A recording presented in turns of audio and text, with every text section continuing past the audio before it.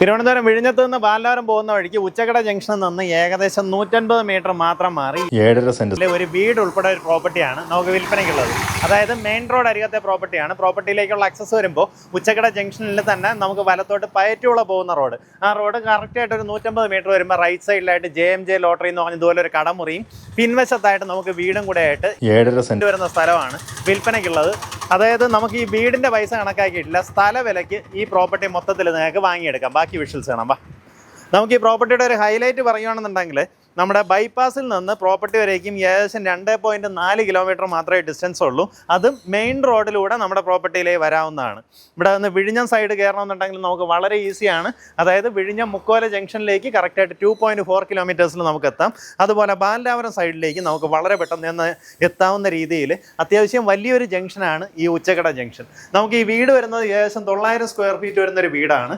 വീടിനകത്തേക്കുള്ള ദൃശ്യങ്ങൾ കാണിച്ചു തരാം. ശരിക്കും പറഞ്ഞാൽ ഈ വീടിന് അവർ വില കണക്കാക്കിയിട്ടില്ല കേട്ടോ. നമുക്കിങ്ങനെ ഒരു വരാന്ത സ്പേസ്, ഇവിടെ ആയിട്ടൊരു കോമൺ ഏരിയ, നമുക്ക് 2 ബെഡ്റൂം വരുന്നൊരു വീടാണ്.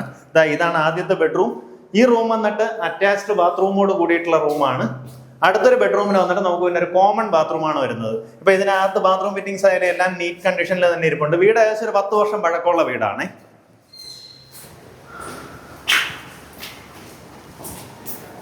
ഈ ഭാഗത്തായിട്ട് നമുക്ക് അടുത്തൊരു കോമൺ ബാത്റൂം കാണാം. ഇതാണ് നമ്മുടെ കിച്ചൺ.